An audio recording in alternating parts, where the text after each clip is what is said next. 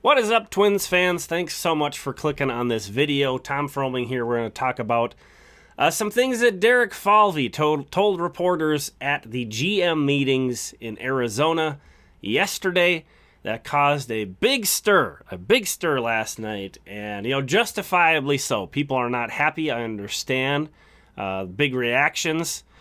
We'll see how things develop, though. Sort of my take. If you missed it, Derek Falvey has sort of planted the seeds that the Twins will be reducing payroll for next season. We'll get to some quotes from him in just a moment. But kind of the biggest news item, the most, how Falvey talks. I'm kind of surprised he really was even as direct as he was. But the really big news tidbit came from Dan Hayes of The Athletic, who got some specifics from what he says, a team source. I'm just going to read straight from his article so I get it in his words correctly. So again, this is from Dan Hayes of The Athletic. Though no numbers are official, and this is me interjecting here, I think that's an important takeaway to remember. This isn't, set in stone or anything. Back to Dan's writing. Team sources suggested Tuesday the Twins could reduce payroll from last year's record high to the $125 million to $140 million range. The Twins spent $154 million on payroll in 2023, according to Cott's contract. So that is a significant reduction, especially if we're talking about the low end there, the 125. I mean, gosh, they're not there, but they're fairly close to that number without making a move. And then the 140 range, that's a little bit less of a reduction. It's only a $14 million reduction from last year. That wouldn't be, too significant. But certainly any kind of reduction is, I think you can say, unacceptable. I think that's fair to say that at this point in the team's stage of their competitive cycle, obviously the TV stuff is going to come up, and it's come up in every one of these articles that was written yesterday about these quotes. Yes, the Twins have a TV situation that's up in the air. That is a huge chunk of revenue that they do not have, or there's uncertainty over. I don't know. It didn't keep them. That's been the case for a very long time. That there has been this uncertainty over the TV money. It didn't keep them from signing Carlos Correa to his mega contract. It did not keep them from signing Pablo Lopez to an extension. So, I don't know. That money's going to come. It's not like they're not going to get money for the TV. It's not like they're not going to get a TV deal or not get TV revenue anyway.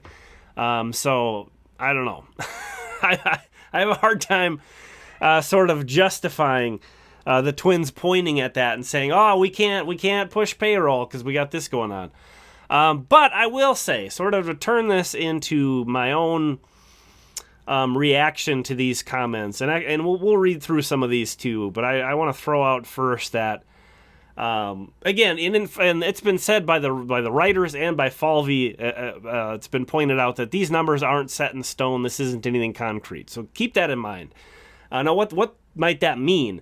The way I could envision this going is maybe that's the target that they're aiming for payroll. And then let's say we get right before spring training, it's late February, mid to late February, and there's still some really nice free agents that would fit on the Twins out there. That's been the case the past few years every season. If they're at that mark, is Derek Falvey going to be able to go to ownership and say, listen, I know that we're where that number that you felt comfortable with, but there's this guy out there we think can be the difference maker. We think he can push us just a little bit farther, and we think we need that guy. Can we go out and sign him? And I think that is something that Derek Falvey has the trust of ownership, and I think he could do. Because I think it's pretty clear that they pushed beyond whatever their target was for last year. And he's acknowledged that there's going to be an ebb and flow and these things are going to be up and down. But I think there is always that possibility. I would also say, too, at this point, maybe the Twins are feeling like, they're in the driver's seat in the AL Central, and you could see why they would feel that way.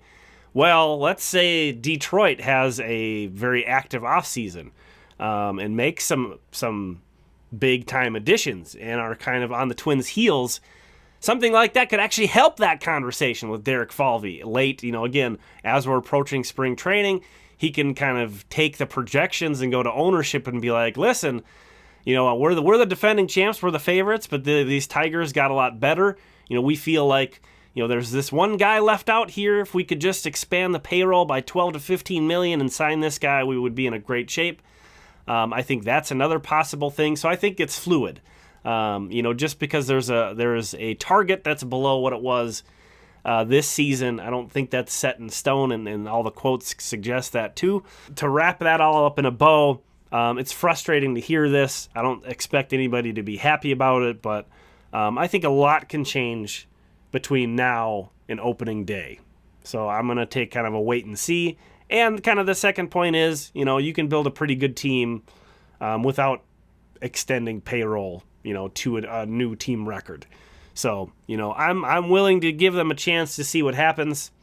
But, this certainly wasn't great news coming out of the gate here in the offseason. Thanks for watching this video. I really appreciate it. We'll talk again soon.